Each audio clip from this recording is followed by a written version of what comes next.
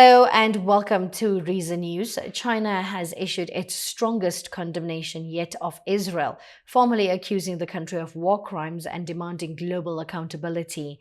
This marks a significant escalation in Beijing's diplomatic posture amid the ongoing conflict in Gaza and the wider Middle East. In a series of official statements and high-level diplomatic engagements, China has accused Israel of grave violations of international law, including war crimes in Gaza and the West Bank. Chinese Foreign Ministry spokesperson Lin Jian declared, quote, "We oppose all actions that violate international law, including international humanitarian law, and condemn any practices that harm civilians or attack civilian facilities," unquote. China's condemnation comes as the International Criminal Court, ICC, has issued arrest warrants for Israeli Prime Minister Benjamin Netanyahu and former Defense Minister Gallant, citing reasonable grounds to believe they bear criminal responsibility for war crimes and crimes against humanity, including the use of starvation as a weapon and deliberate targeting of civilians. The war in Gaza, now in its second year, has resulted in more than 44,000 Palestinian deaths, most of them women and children, and over 104,000 injuries.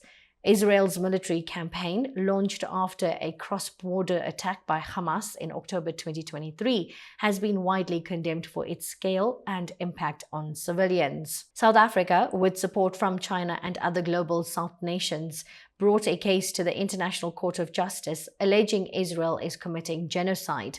The ICJ has issued provisional measures ordering Israel to avoid actions that could lead to further deaths in Gaza, and the ICC has now moved to hold Israeli leaders criminally accountable.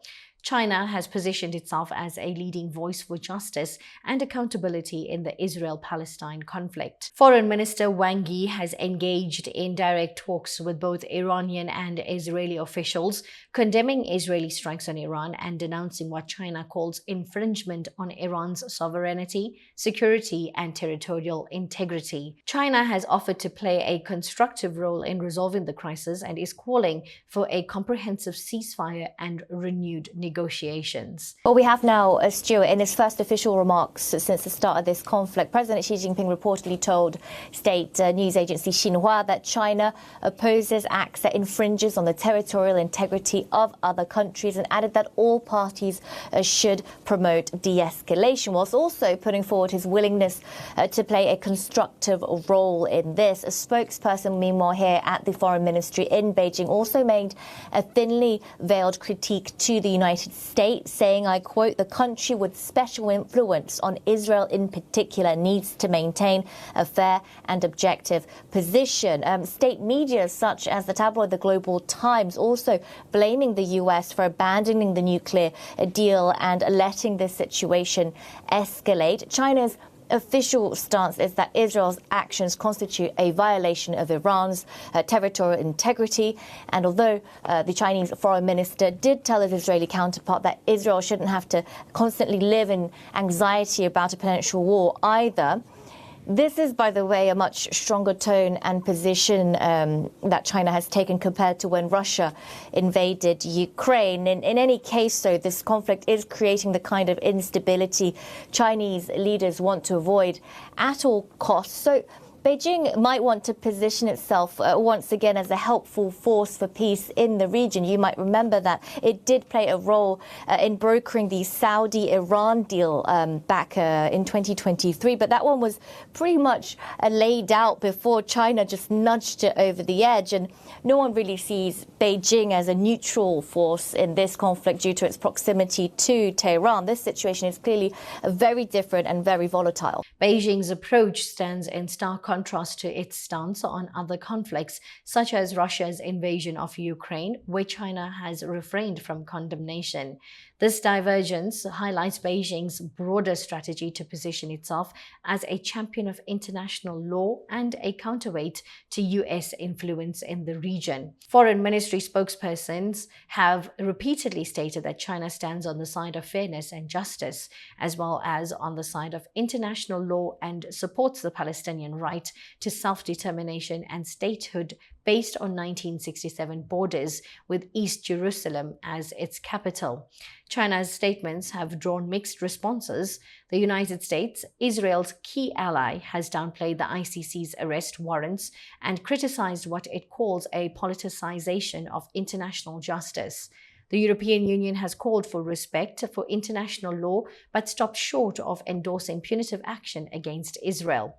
Many in the global south, including South Africa and members of the Arab League, have welcomed China's stance and see it as a sign of growing international pressure on Israel to change course in Gaza.